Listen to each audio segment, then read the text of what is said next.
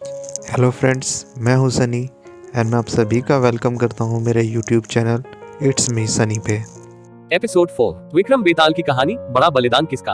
हर बार की तरह राजा विक्रम फिर बेताल को पेड़ से नीचे उतारता है और पीठ पर लादकर उसे योगी के पास ले जाने के लिए चल देता है। ऐसे में एक बार फिर बेताल राजा विक्रम को बोलने पर विवश करने के लिए एक नई कहानी कहना शुरू करता है।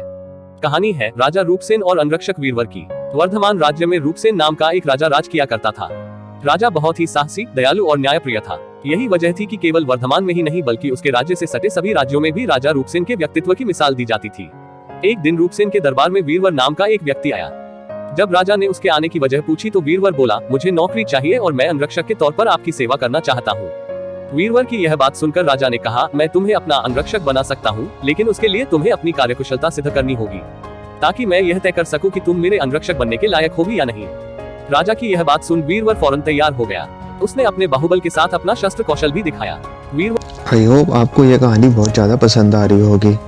दोस्तों, मैं बताना चाहूँगा ये मेरा न्यू चैनल है and I really need your help to grow this channel, so please subscribe ज़रूर करें मेरा चैनल एंड कंटिन्यू करते हैं इस कहानी को। वीरवर की सभी विशेषताओं को देखकर राजा रूपसेन बहुत प्रभावित हुआ। राजा ने पूछा, वीरवर बताओ, अगर मैं तुम्हें अपना अंगरक्षक बनाता हूँ तो तुम्हें प्रतिदिन खर्च के लिए क्या चाहिए। राजा के इस सवाल पर वीरवर बोला, महाराज आप मुझे 1000 तोले सोना दे देना। वीरवर का इतना कहना था कि दरबार में मौजूद सभी लोग हैरान होकर वीरवर की ओर देखने लगे। राजा रूपसेन भी वीरवर की मांग पर आश्चर्य में पड़ गया। वो भी क्यों न, वेतन के रूप में वीरवर ने इतनी बड़ी रकम जो मांग ली थी। राजा ने गंभीर होकर वीरवर से पूछा, तुम्हारे परिवार में कितने लोग हैं। वीरवर ने उत्तर दिया, कुल 4 महाराज, मैं, मेरी पत्नी, एक बेटा और एक बेटी। वीरवर का जवाब सुन राजा ने मन ही मन सोचा कि आखिर 4 लोगों के भरण पोषण के लिए इसे इतने धन की क्या आवश्यकता। फिर कुछ सोचकर उसने वीरवर को 1000 तोला सोना प्रतिदिन बतौर खर्च देने की बात मान ली। काम सिर्फ इतना था कि उसे हर रात राजा की सुरक्षा के लिए राजा के कक्ष के बाहर पहरा देना था। राजा यह जानना चाहता था कि वीरवर इतने धन का क्या करेगा। उसने वीरवर को 1000 तोला सोना देकर रात में नौकरी पर आने को कहा और गुप्त रूप से कुछ सैनिकों को उसके पीछे लगा दिया। वीरवर नौकरी और मनचाहा वेतन पाकर बहुत खुश हुआ। वीरवर सोना लेकर खुशी खुशी घर गया और आधा सोना ब्राह्मणों में बांट दिया। बाकी जो आधा बचा उसके 2 हिस्से किए। एक हिस्सा वैरागियों, सन्यासियों और मेहमानों को दिया। फिर बचे हुए सोने से अनाज मंगाया और बढ़िया पकवान बनवाए। तैयार पकवान को पहले गरीबों को खिलाया और फिर उसके बाद जो बचा उसे अपने परिवार के साथ मिल बांट कर खाया। वीरवर की निगरानी कर रहे सैनिकों ने यह सारा नजारा देख जाकर राजा को बताया। राजा को यह जान संतोष हुआ कि उसके द्वारा दिए धन को वीरवर अच्छे काम में लगा रहा है।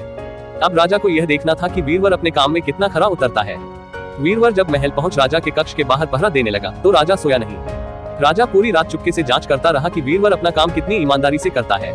राजा ने पाया कि वीरवर बिना पलक झपकाए पूरी मुस्तैदी से कक्ष के बाहर पहरा दे रहा था। वीरवर की ऐसी कर्तव्यनिष्ठता देख राजा बहुत ही खुश हुआ। वीरवर प्रतिदिन इसी तरह सूरज ढलते ही महल पहुंच जाता और राजा की सुरक्षा में तैनात रहता। जब भी राजा को किसी भी चीज की जरूरत होती वीरवर हमेशा हाजिर रहता। ऐसे ही देखते देखते कई माह गुजर गए। एक रात कुछ अजीब घटना घटी। राजा ने आधी रात किसी स्त्री की रोने बिलखने की आवाज सुनी। स्त्री की आवाज सुन राजा बहुत हैरान हुआ। राजा ने वीरवर को बुलाया और कहा, जाओ और पता लगाकर आओ कि इतनी रात को कौन रो रहा है, साथ ही उसके रोने की वजह भी मालूम करना। राजा का आदेश मिलते ही वीरवर वहां से फौरन उस स्त्री के रोने का कारण जानने के लिए निकल पड़ता है। थोड़ी दूर जाने के बाद वीरवर को एक स्त्री दिखाई दी। वह स्त्री सिर से पांव तक गहनों से लदी हुई थी। वह कभी नाचती, कभी कूदती और कभी सिर पीट पीट कर रोती। यह सब देख वीरवर उस स्त्री के पास गया। उसने स्त्री के ऐसा करने के पीछे का कारण पूछा। वीरवर के पूछने पर स्त्री बोली, मैं राजलक्ष्मी हूँ। रोती इसलिए हूँ कि राजा रूपसेन की जल्द ही मौत होने वाली है। उनकी कुंडली में अकाल मृत्यु लिखी है। अब उनके जैसा न्यायप्रिय और कुशल राजा चला जाएगा तो मुझे किसी और के अधिकार में रहना पड़ेगा। इसी बात का मुझे बहुत दुख है। राजा की मौत की बात सुनकर वीरवर ने राजलक्ष्मी से पूछा, क्या इस मुसीबत को टालने का कोई उपाय नहीं है। इस पर राजलक्ष्मी बोली, उपाय तो है, लेकिन क्या तू कर पाएगा। वीरवर बोला, आप मुझे उपाय बताएं, मुझसे जो भी बन पड़ेगा मैं अवश्य करूंगा। वीरवर के हामी भरते ही राजलक्ष्मी बोली, पूर्व की दिशा में यहाँ से कुछ दूर एक देवी का मंदिर है। अगर उस मंदिर में तू देवी के चरणों में अपने बेटे की बलि दे देता है तो राजा पर आने वाला संकट टल जाएगा। उसके बाद राजा 100 साल तक बिना किसी तकलीफ के जीवित रहेगा और राज कर पाएगा। राजलक्ष्मी की यह बात सुन वीरवर घर की ओर चल देता है और घर पहुंचकर सब हाल अपनी पत्नी को बताता है। इतने में उसका बेटा और बेटी भी जग जाते हैं। जब वीरवर के बेटे को इस बारे में पता चलता है तो वह भी खुशी खुशी देवी के चरणों में बलि चढ़ने के लिए राजी हो जाता है। वीरवर का बेटा कहता है, सबसे पहले यह आपका आदेश, दूसरा राजा का जीवन बचा पाऊं, तीसरा देवी के चरणों में मृत्यु, इससे बड़ा सौभाग्य मेरे लिए और क्या होगा पिताजी। आप अभी चलिए, मैं आपके साथ चलता हूँ। बेटे की यह बात सुन वीरवर अपने पूरे परिवार को साथ लेता है और देवी के मंदिर पहुँच जाता है। मंदिर पहुंच वीरवर ने अपनी तलवार निकाली और यह कहते हुए, माँ यह बलि स्वीकार करो और मेरे राजा को लंबी आयु प्रदान करो, बेटे का सिर धड़ से अलग कर दिया। भाई की मौत पर वीरवर की पुत्री भी माता के चरणों में सिर पटककर अपनी जान दे देती है। पुत्र और बेटी दोनों के मर जाने पर वीरवर की पत्नी कहती है, पुत्र और पुत्री दोनों को खोने के बाद मैं भी जीना नहीं चाहती। इतना कहते हुए वीरवर की पत्नी वीरवर के हाथ से तलवार छीन अपना शीश माता के चरणों में चढ़ा देती है। पत्नी की मृत्यु के बाद अब वीरवर सोचता है कि मैं अपने परिवार में अकेला रह गया हूँ तो फिर मेरे जीने का भी क्या फायदा। यह सोचते हुए सामने पड़ी तलवार से वह खुद को भी खत्म कर लेता है। जब इस बारे में राजा रूपसेन को मालूम हुआ तो वह भी मंदिर पहुंचे और सारा नजारा देख बहुत दुखी हुए। उन्होंने सोचा कि मेरी जान बचाने के लिए 4 लोगों ने अपनी जिंदगी गंवा दी, ऐसे में धिक्कार है मेरे राजा होने पर, ऐसे जीवन का मैं क्या करूंगा। बस यही सोचकर राजा अपनी तलवार खींच लेता है। राजा अपनी तलवार से अपनी गर्दन काटने जा ही रहा था कि तभी अचानक वहां देवी प्रकट हो जाती है। देवी कहती है, राजन मैं तेरे साहस से प्रसन्न हूँ, तू जो भी वर मांगेगा तुझे वह हासिल हो जाएगा। देवी की यह बात सुन राजा कहता है, देवी आप वीरवर और उसके परिवार को जिंदा कर दो।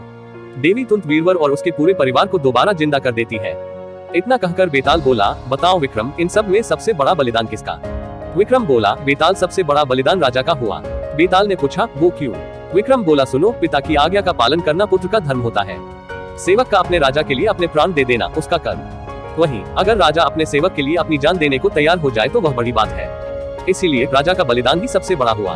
विक्रम से यह जवाब पाकर बेताल कहता है, बहुत खूब विक्रम, तूने सही जवाब दिया, लेकिन तू भूल गया, मैंने कहा था कि तू बोला तो मैं चला।